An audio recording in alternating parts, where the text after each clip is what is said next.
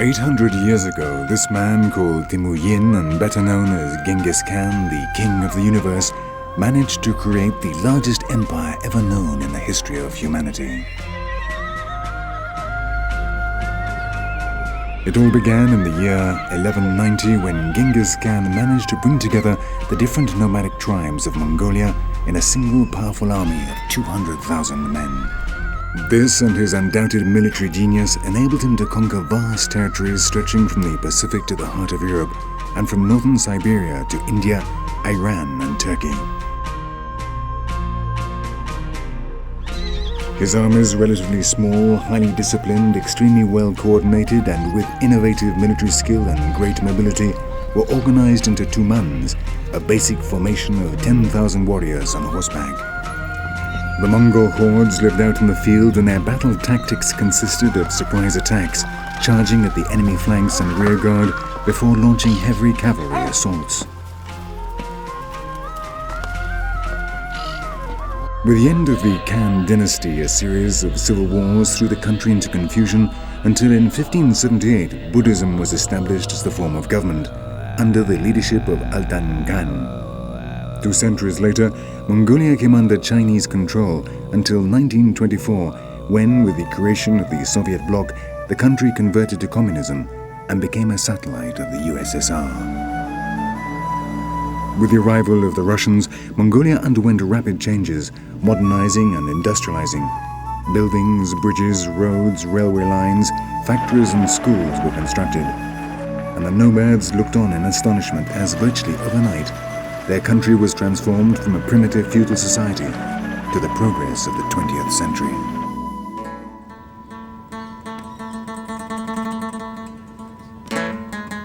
Ulaanbaatar became the new cosmopolitan capital of this renewed country, designed in accordance with the cold, impersonal urban planning standards of the Soviets. The result is an atmosphere which gives the visitor the impression of having landed in a lost remote city in Siberia. But with the fall of the Berlin Wall in 1989 and the consequent disintegration of the Soviet bloc, the Russians left just as quickly as they had arrived. And overnight, Mongolia was completely paralyzed, suffering political and economic collapse from which it has still far from recovered. Since then, the city has rapidly deteriorated and its inhabitants struggle to survive as best they can. The situation in rural areas is also dramatic, and every day hundreds of families arrive in the city fleeing from poverty and hunger. The new settlements which have been established in recent years have doubled the surface area of Ulaanbaatar, and it's calculated that around 40% of the city's inhabitants still live in HEIRS, the houses of the nomads.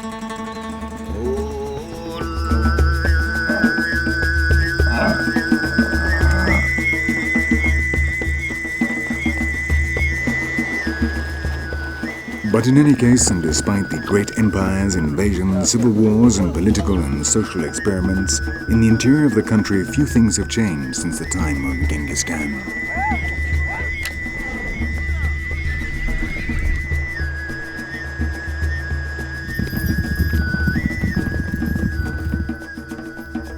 On the vast Siberian steppes, where winter lasts for 10 months, the life of these nomads is virtually the same as that of their ancestors. The horse is still their means of transport, and they continue to live by cattle rearing and hunting.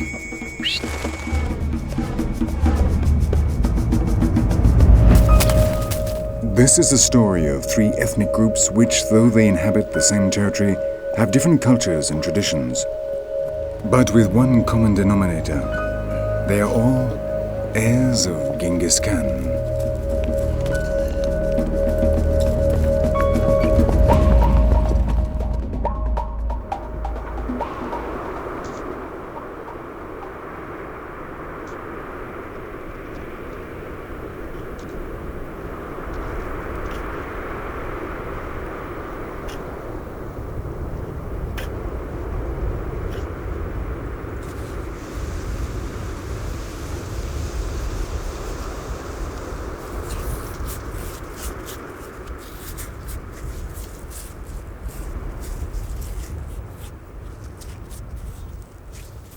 What this man has just found are dinosaur bones.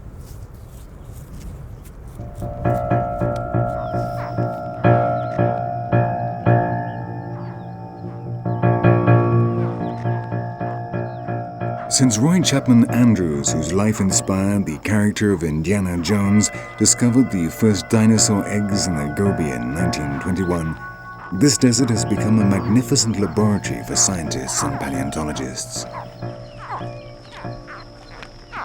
With their excavations, they have been able to find answers to many questions, establishing, for example, that the dinosaurs disappeared from the Gobi as a result of avalanches and sandstorms at least 16 million years ago.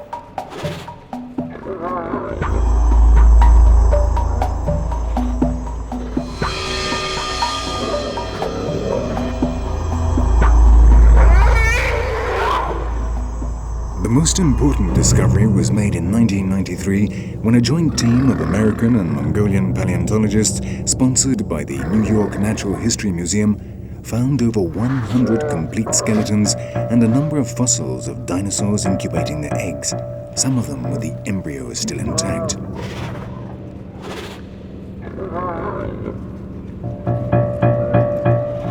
And though the majority of these finds are now on display in the major museums of the West, the Ulaanbaatar Natural History Museum is a magnificent place to find out more about these animals that lived on Earth 250 million years ago.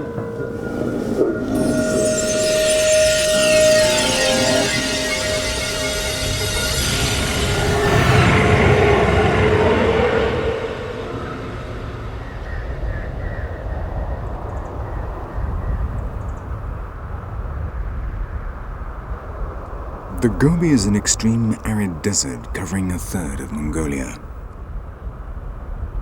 Traversed by ranges of sand dunes constantly lashed by the wind, the first European to cross it was the Italian traveler Marco Polo in 1275.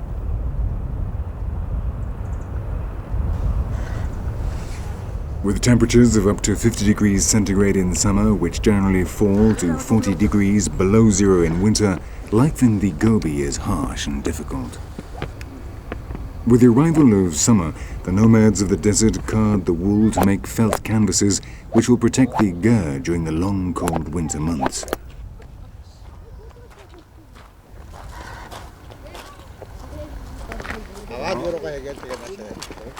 It is also a good time to collect and store camel excrement. These animals are essential if man is to survive in these barren deserts. In a landscape where there is not even a single tree, this is the only possible source of energy for heating and cooking. Without it, life here would be impossible.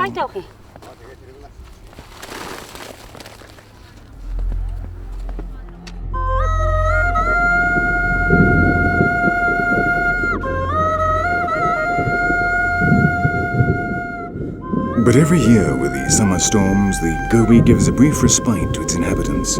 And for a few weeks, the miracle of nature returns to the desert, covering everything with a fresh green blanket of grass.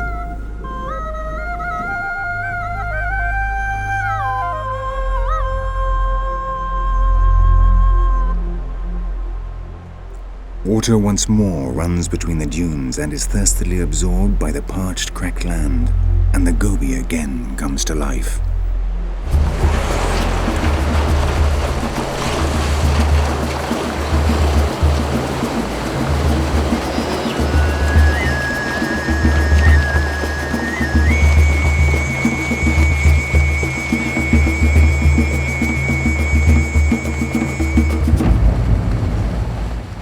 What, until just a few days ago, was simply stone and dust, now takes on the appearance of a lush garden, with all the variety of greens you could possibly imagine.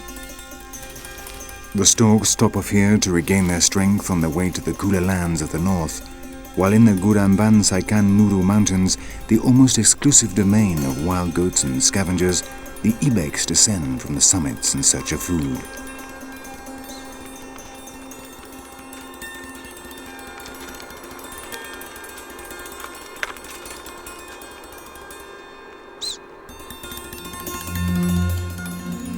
Wherever it is possible, grass grows and the Gobi is transformed from an extreme arid desert into an incredible, almost surrealist landscape.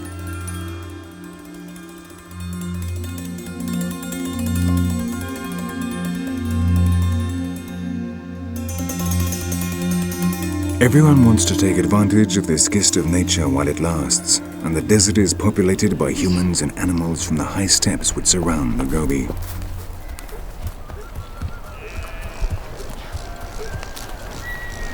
In a country where 60% of the population are nomadic cattle breeders, with over 35 million head of cattle, fresh pasture is the most precious commodity of all, and each family will try to lead its herds to the best places.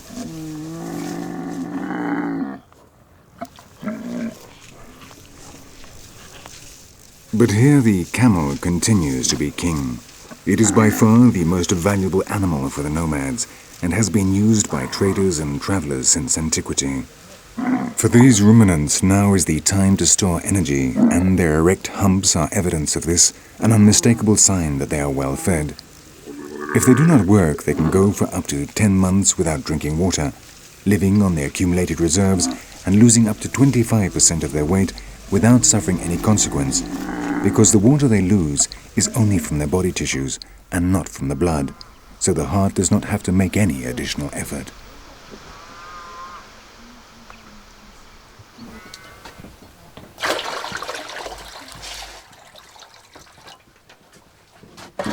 For over 80 years, the Tanzendaya family has moved to this region every summer with their 200 horses, 800 sheep and goats, and 200 cows. They continue to be prosperous cattle breeders despite the fact that 2 years ago a particularly harsh winter killed over half of their cattle.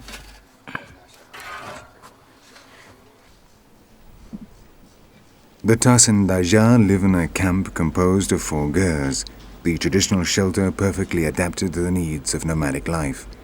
It is cheap, large, can be put up and taken down very quickly. It is easy to transport, robust, cool in summer, and warm in winter. The ghers always face south, and the entrance is painted in bright colors to ward off evil spirits. Inside, the stove, which also serves as heating, stands in the center, and around it the beds, a few pieces of furniture, and most of all the Buddhist shrine.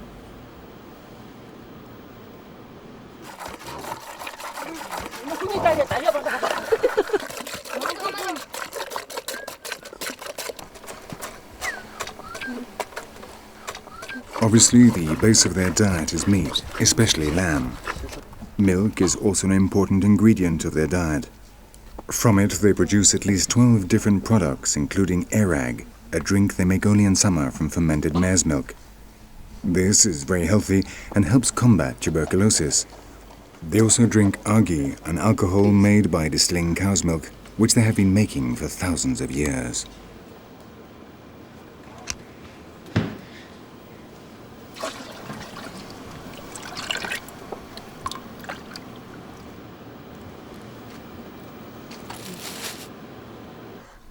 While the women remain inside the ghers taking care of the home, the men get ready for one of the favorite activities of these nomadic herdsmen, breaking in the colts born the previous spring.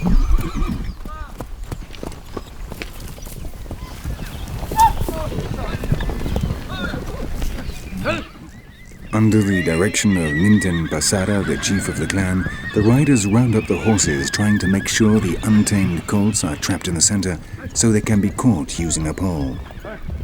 The Mongols never mark their horses or give them names. They distinguish them by their color and have over 200 words to differentiate them.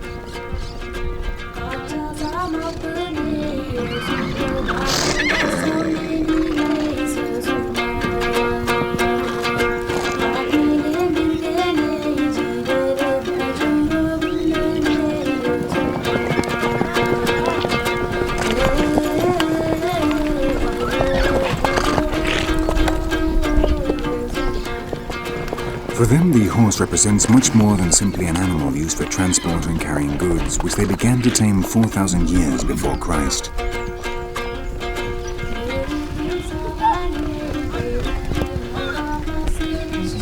Small, fibrous, and incredibly resistant, with great strength, greatly out of proportion to their size, these horses were key in enabling Genghis Khan to create such a powerful army.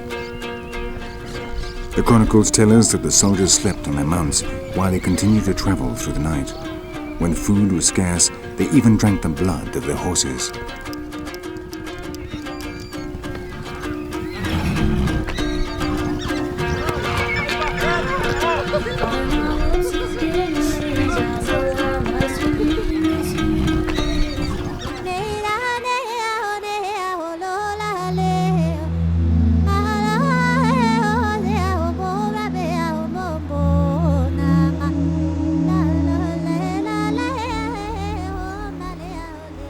At the other side of the country, beyond the desert and the infinite steppes, along the border with Siberia, a vertical world rises up, dominated by taiga.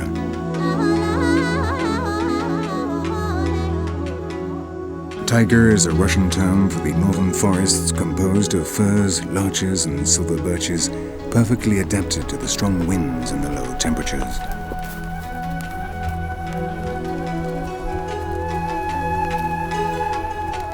We are in one of the most remote areas of Mongolia. Here there are no roads and settlements are connected only by the paths trodden by the nomads.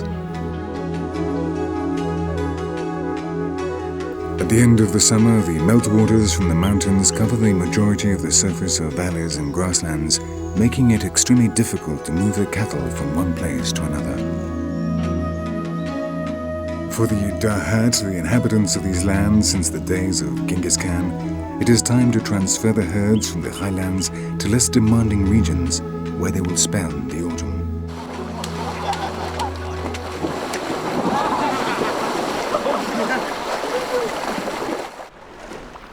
The Dahat can move up to 15 times a year in search of more fertile pastures or places where the wind is less fierce. In winter, however, when grass is scarce, the families must separate and search for food independently.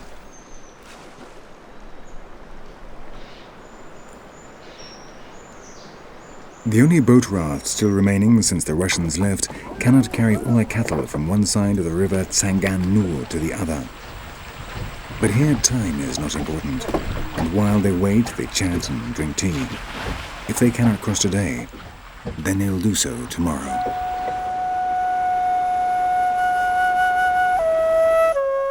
While it is still summer in the lowlands, up in the valleys of the Dokhotsayani Mountains, autumn arrived several weeks ago, suddenly and without warning. The colors of the forest are changing, and little by little the entire range of reds, ochres, and yellows appear.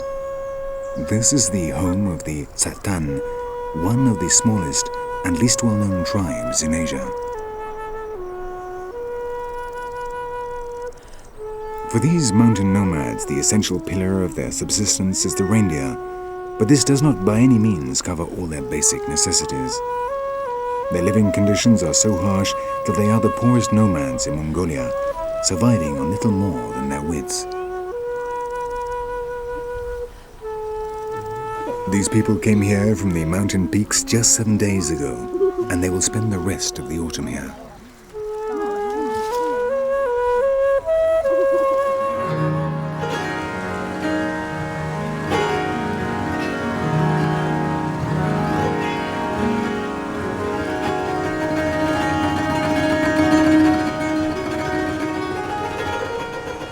Though it is only at the end of August, the first snows appear and gradually the forest is covered in a blanket of white.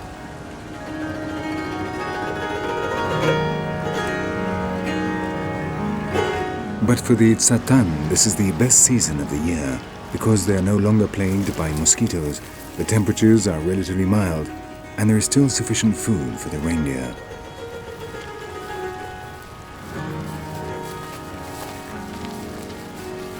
Their day begins with the milking of their animals.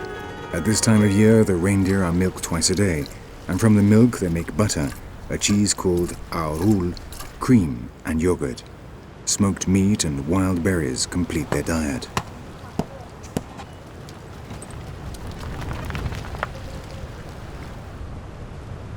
The life of the Tsatan has never been easy, but since the arrival of communism, part of their culture, traditions and daily life have been destroyed. The herds of reindeer, which had belonged to them since time immemorial, became state property. Some Tsatan preferred to kill them rather than see them disappear. They had to answer to a Mongol official who was completely ignorant of their customs and traditions and forced them to comply with very strict rules entirely unsuited to a nomadic lifestyle.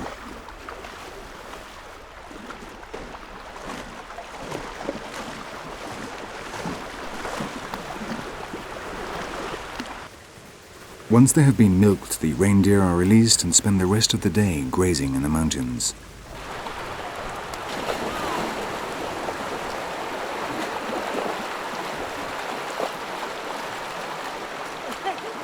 The settlement, composed of 12 families and 86 individuals, possesses only 200 reindeer, from which they obtain just enough to be able to buy a little flour, salt, tobacco and tea.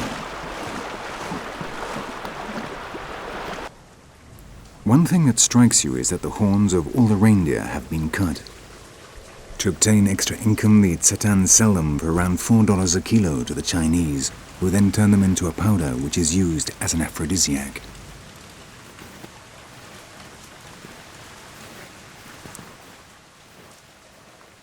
While the reindeer peacefully graze up in the mountains, the families remain inside their tents, around the comforting warmth of the fire. And that, more or less, is their day. Gombo is the chief of the clan. He was born 55 years ago in the Russian taiga, but when he was 6 years old, his parents crossed the border and settled in Mongolia.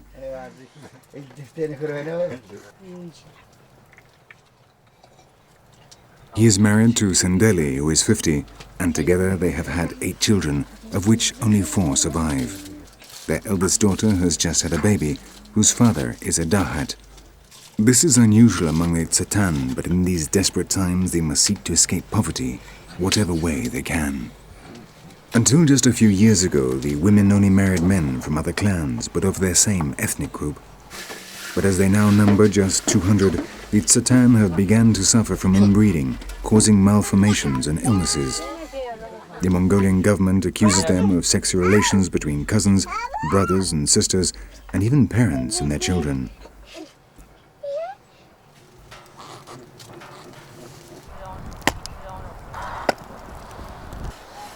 Outside, the snow continues to fall and the cold is intense. The youngest chop wood. The fire must not be allowed to go out.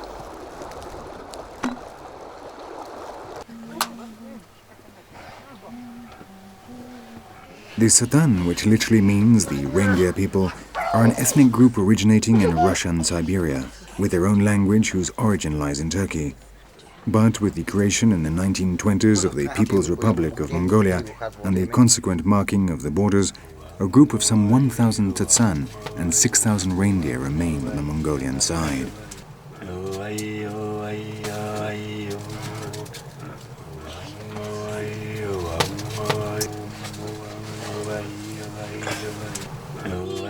Between chaps and cups of tea around the fire, another day comes to an end.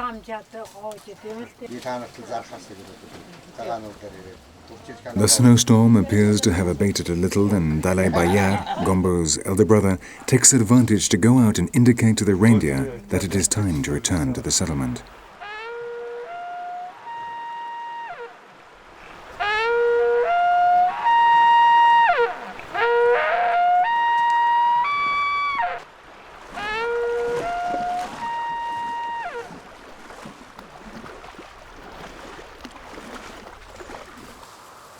When the sun goes down, the taiga will become the domain of the wolves, which systematically attack their herds. The loss of an animal is a real catastrophe for the family economy, which is already down to the bare minimum. Every year, fewer reindeer are born, as the problems of inbreeding also affect them, causing diseases which they transmit to people.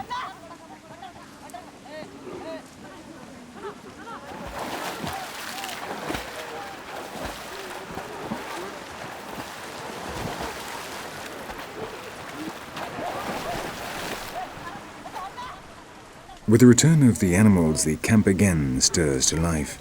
Each family separates its reindeer from the herd in order to milk them and give them salt. Then they prepare dinner, a little milk or yogurt, and, if they are lucky, some rice.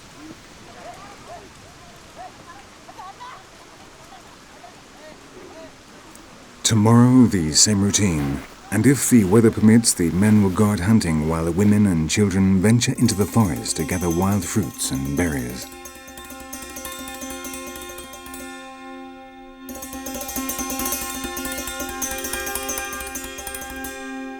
That is a day in the life of the Tsatan, a tribe which unfortunately would appear to be doomed to extinction.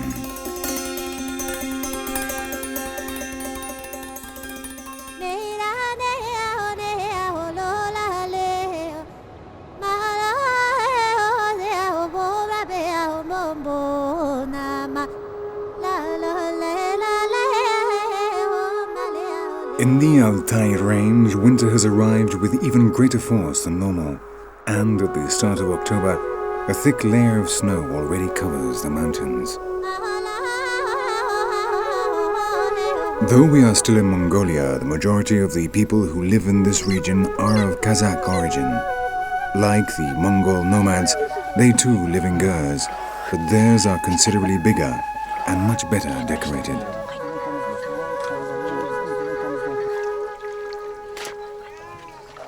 Despite the fact the land in which they live is extremely poor, the Kazakhs are prosperous herdsmen, and it's not unusual to find families with 1,000 head of cattle.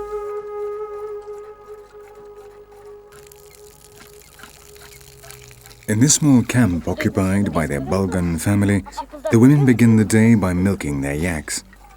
But it's very noticeable that there are no men around.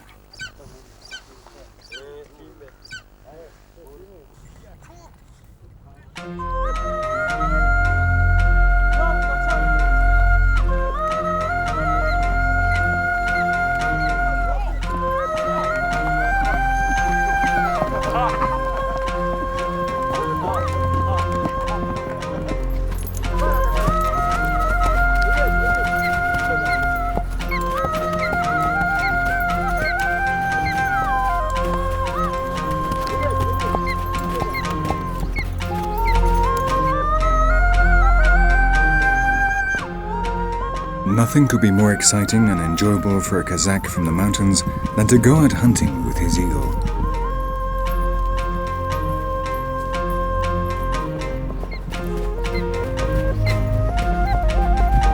The season has just begun, and for these men, today is the first hunting expedition since the start of the spring, and it is a moment they have all been waiting for impatiently.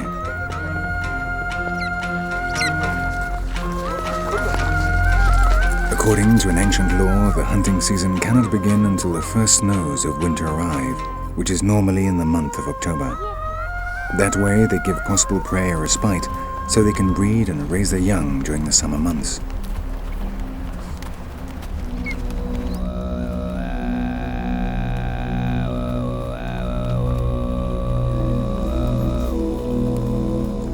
But if the snows take longer than normal to arrive, the hunters all go to see the shamans to pressurize them into making it fall.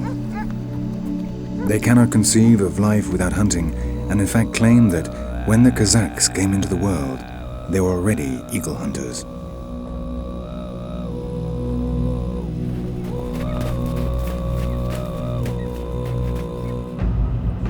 This tradition, which stretches back over 1,000 years, was inherited by the Kazakhs from their Turkish ancestors, and they were already practicing it when they first emerged as an ethnic group back in the 15th century.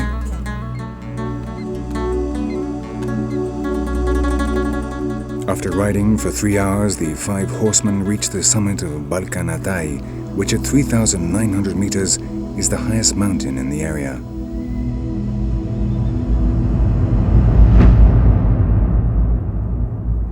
From here, they can look out over a number of valleys and nearby mountains. During the hunts, they prefer to move around the highest peaks and rarely launch their eagles from further down the slopes.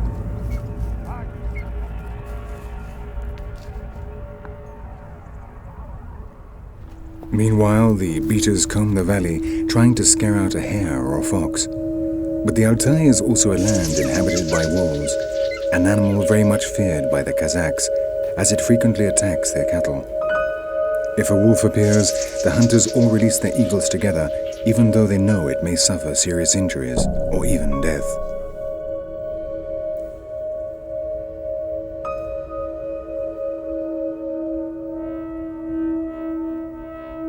Now, all they can do is to be patient and wait.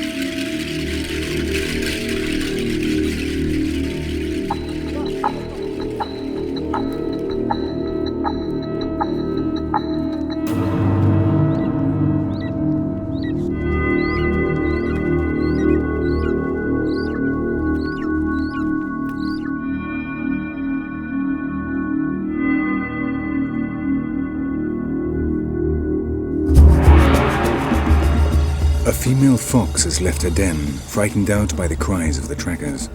With his old binoculars, Kosan does not let her out of his sight.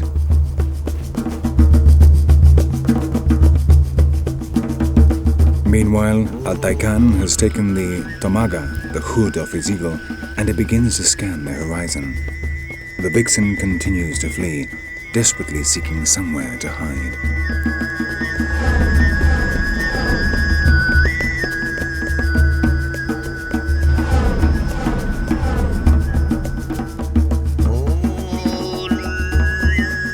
The eagles of Kumar Khan and Talai Khan have just spotted the prey and immediately shoot off towards her.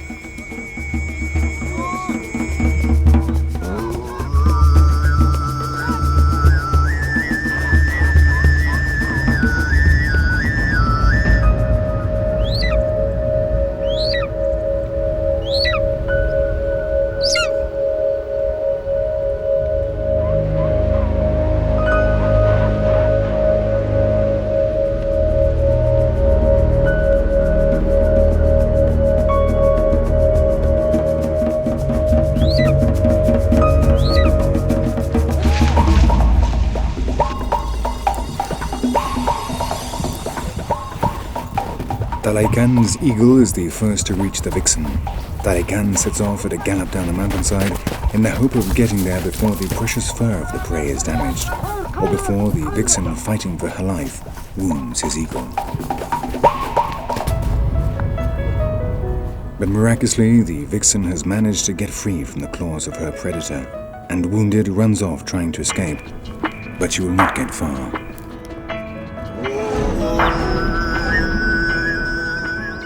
Immediately, Shekin, who up to now has been simply a spectator, decides to go into action, and removing the hood from his eagle, launches it into the sky. The vixen, frightened, exhausted, and knowing that her fate has been decided, decides to give in. Crouching down in a last futile attempt to remain unnoticed, she resignedly awaits certain death.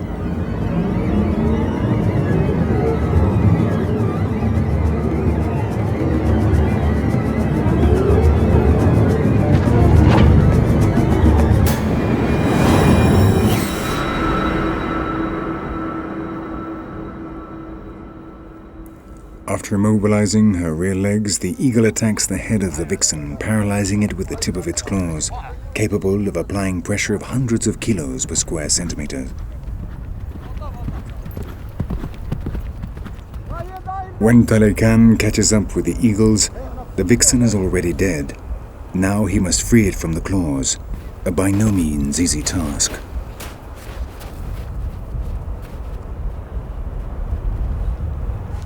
These hunters always use female golden eagles, which they consider to be much more aggressive than the males. With a wingspan of some 2 meters and weighing 7 kilos, they possess two very important qualities when it comes to hunting. Their speed, they can reach up to 160 kilometers an hour as they swoop down, and their extraordinary sight, perhaps 8 times as acute as that of humans.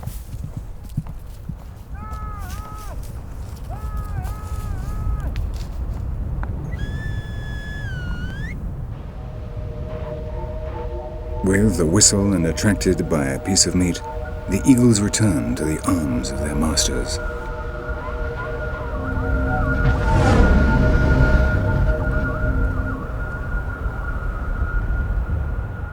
Talai Khan began to learn the noble art of hunting when he was just 6 years old, and in his family there has always been a great hunting tradition.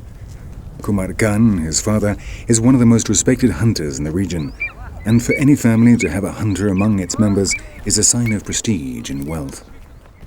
Only those who own many head of cattle can allow themselves the luxury of breeding and training eagles. In the past, it was a sport practiced in Central Asia only by the elite.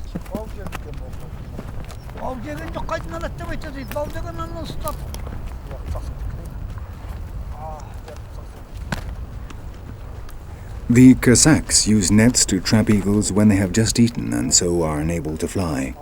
For the first month they are kept inside the ger to accustom them to the sounds and smells. Then, for several weeks, they are trained so they maintain their balance on the arm of the rider as he gallops along. Finally, and most difficult of all, they are trained to return to their master after they've been released. From the time they are caught, they always remain close by him, even sleeping at his side.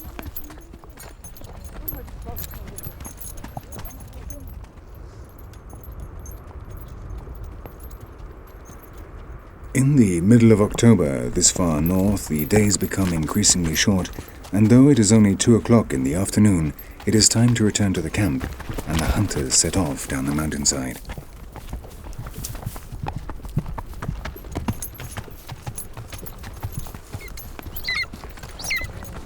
The sun rapidly sinks in the sky, and little by little the gentle colors of twilight envelop the peaks of Altai.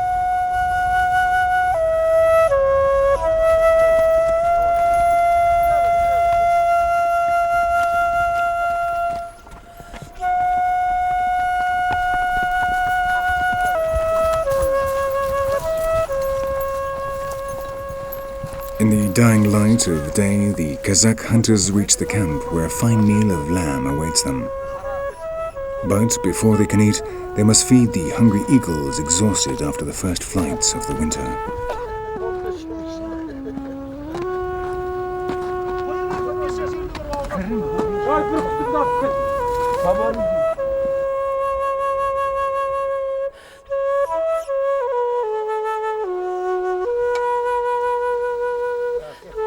Kumar Khan, the master hunter, gives them cow liver to eat in a wooden bowl so they won't damage their beaks. Each one of these birds of prey can eat 2 cows in a single year.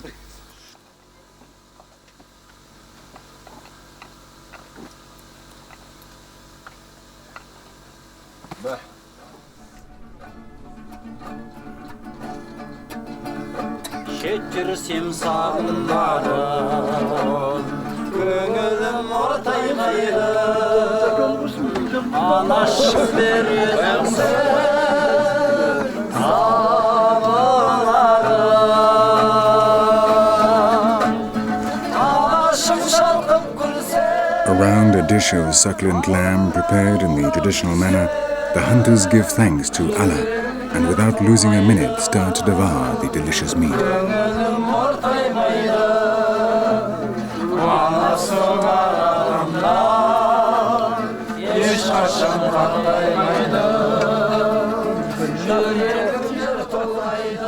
But tonight is a special night, and not just because they are celebrating the start of the hunting season. Tomorrow, the 5 friends will set out for Jorjok, a small settlement 4 days' ride away, where a group of hunters is going to meet for the first time to hold the competition.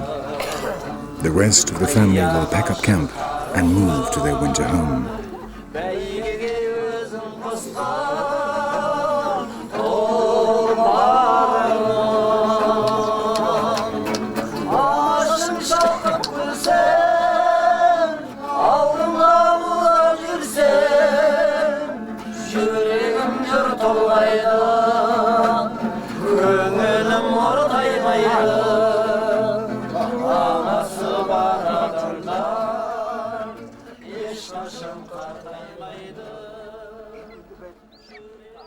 With all the calm in the world and still feeling the effects of the previous night's vodka, Kumar Khan, Altai Khan, Talai Khan, Shekan and Kusan prepare their horses for the long journey.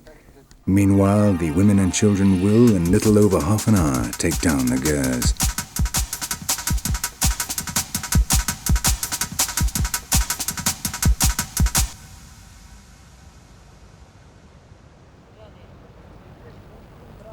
Unlike the other nomadic tribes of the country, the Kazakhs spend the winter in small houses made of wood and adobe in the lowlands, which make the temperatures of 45 degrees below zero, normal at this time of year, slightly more bearable. They are seasonal nomads.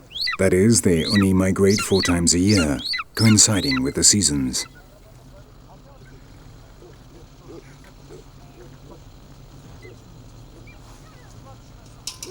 The 5 hunters are now ready to set out on their journey. They will ride for 6 hours a day, resting each night in the girs they find along the way. If all the nomadic tribes on Earth can be said to have one thing in common, then it is their hospitality.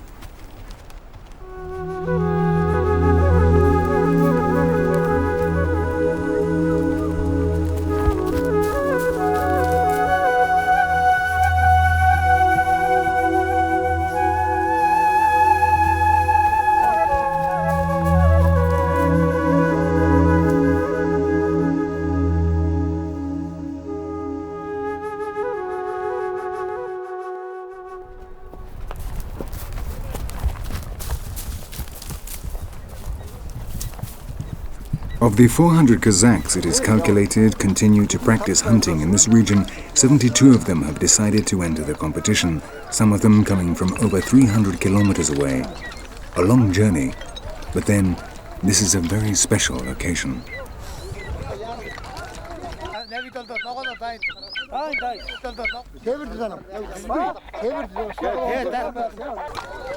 They all come dressed in their coats called chapan and the characteristic caps of silk and wolf fur, which are called kepesh.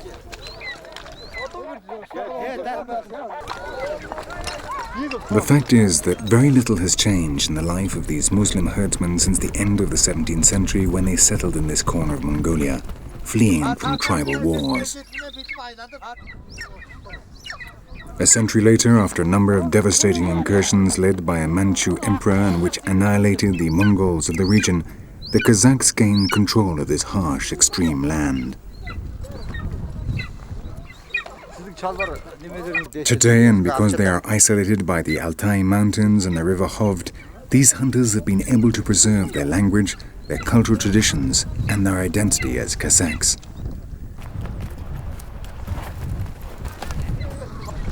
A common characteristic among them are the owl feathers that decorate their kepesh, the thin black stripes of which represent the verses of the Quran, a kind of lucky charm that protects them and brings them good luck during the hunt. The tomaga, the hood that covers the head of the eagle, is also decorated with silver incrustations, a sign that the owner is not doing too badly in life.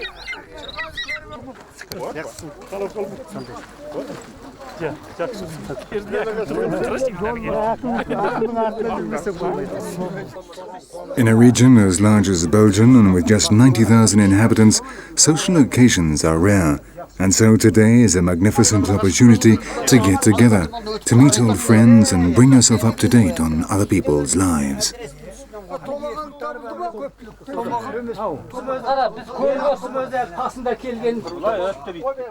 The atmosphere inside the HEIRS is extremely animated.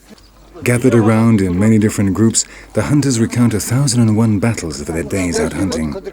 After all, though we are in a remote corner of the planet, they are hunters, and we all know what hunters are like.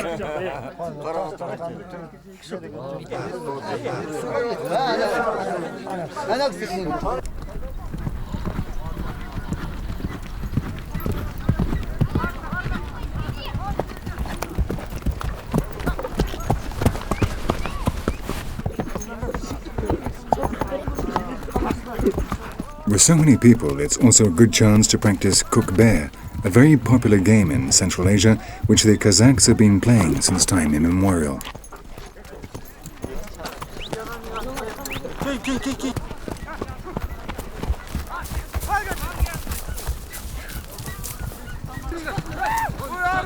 Banned during the Soviet era, cook bear has virtually no rules, though in each country it is played in a different way. The Kazakhs compete in pairs, and the entire game consists of getting hold of a sheep or goat skin. At the end, the winner leaves the skin on the ground for the other competitors to fight over.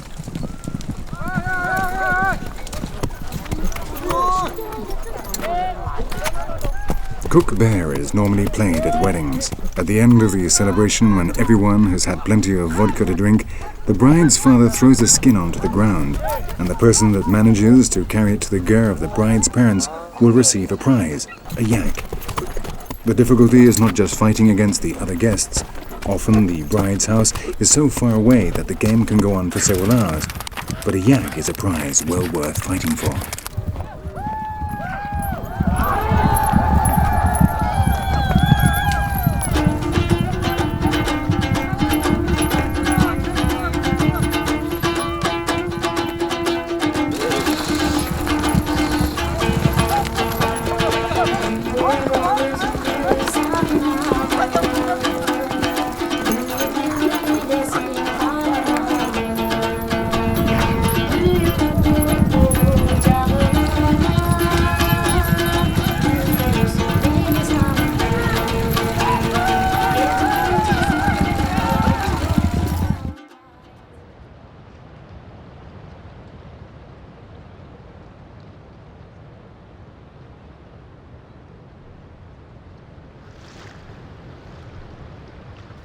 The day of the competition dawns clear and sunny.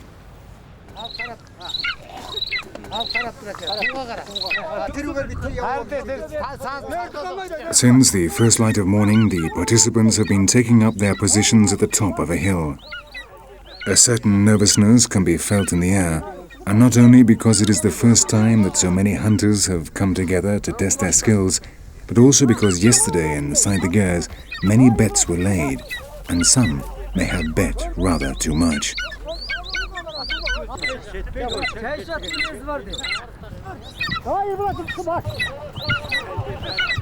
The first part of the competition consists of releasing the eagles one by one on the signal of a pennant towards a fox skin pulled along by a horse.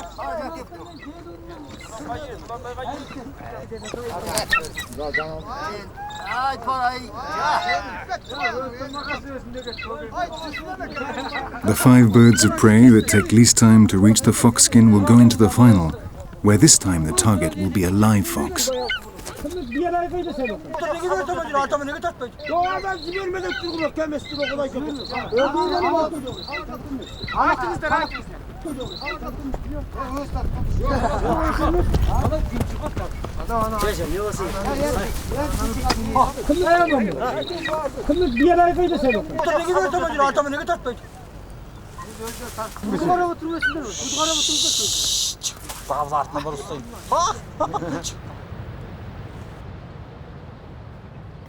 Evening is drawing in and the 5 finalists are ready for the grand final.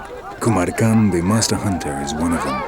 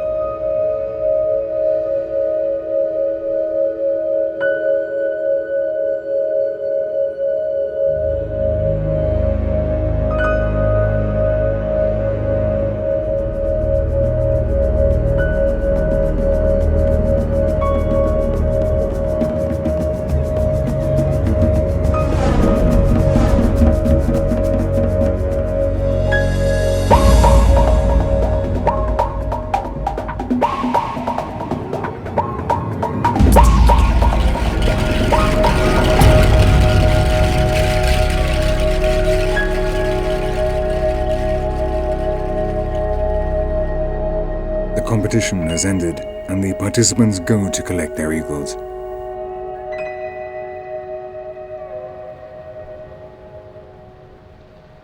Kumar Khan was not the winner, but he doesn't mind too much.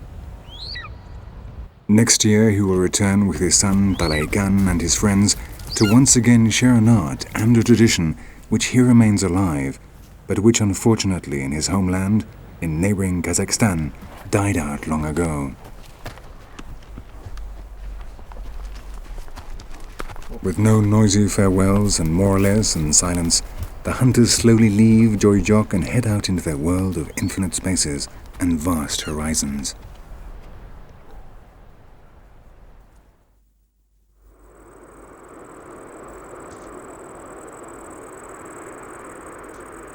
In the Gobi Desert in the middle of October, the grass is drying. For the Tanzendarya clan, it is time to gather up camp and set off towards less harsh lands in which to spend the winter.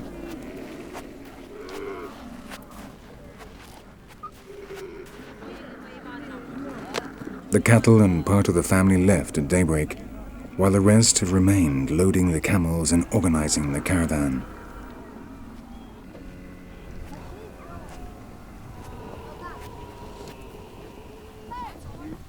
For 8 days they will walk, moving northwest to the edge of the desert. Then, at the start of spring, they will travel up into the highlands of the steppe, only to return later to the Gobi. That is what their ancestors did, that is what they do, and that is what their children will do.